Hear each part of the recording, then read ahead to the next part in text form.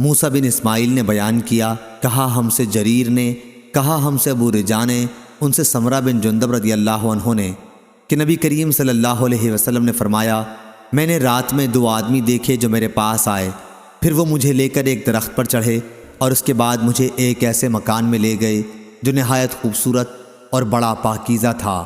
ایسا خوبصورت مکان میں نے کبھی نہیں دیکھا تھا۔ ان دونوں نے کہا کہ یہ گھر شہیدوں کا ہے۔ صحیح بخاری حدیث نمبر 2791۔ وہیب بن خالد نے فضل جہاد میں بیان کیا، کہا ہم سے حمید طویل نے اور ان سے انس بن مالک رضی اللہ عنہ نے کہ نبی کریم صلی اللہ علیہ وسلم نے فرمایا، اللہ کے راستے میں گزرنے والی ایک صبح یا ایک شام دنیا سے اور جو کچھ دنیا میں ہے سب سے بہتر ہے۔ صحیح بخاری حدیث نمبر 2792۔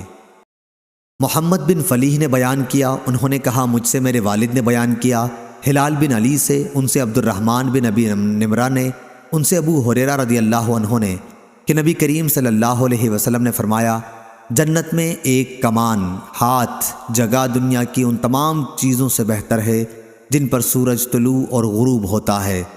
اور آپ صلی اللہ علیہ وسلم نے فرمایا، اللہ کے راستے میں ایک صبح یا ایک شام چلنا ان سب چیزوں سے بہتر ہے جن پر سورج طلوع اور غروب ہوتا ہے۔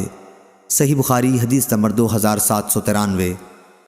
سفیان نے بیان کیا، انہوں نے ابو حازم سے اور ان سے سہل بن سعد رضی اللہ عنہ نے کہ رسول اللہ صلی اللہ علیہ وسلم نے فرمایا، اللہ کے راستے میں گزرنے والی ایک صبح و شام دنیا اور جو کچھ دنیا میں ہے سب سے بڑھ کر ہے۔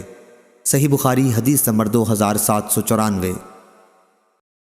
حمید نے بیان کیا اور انہوں نے انس بن مالک رضی اللہ عنہ سے سنا کہ نبی کریم صلی اللہ علیہ وسلم نے فرمایا، کوئی بھی اللہ کا بندہ جو مر جائے اور اللہ کے پاس اس کی کچھ بھی نیکی جمع ہو، وہ پھر دنیا میں آنا پسند نہیں کرتا کہ اس کو ساری دنیا اور جو کچھ اس میں ہے سب کچھ مل جائے، مگر شہید پھر دنیا میں آنا چاہتا ہے کہ جب وہ اللہ تعالیٰ کے یہاں شہادت کی فضیلت کو دیکھے گا تو چاہے گا کہ دنیا میں دوبارہ آئے اور پھر قتل ہو اللہ تعالیٰ کے راستے میں۔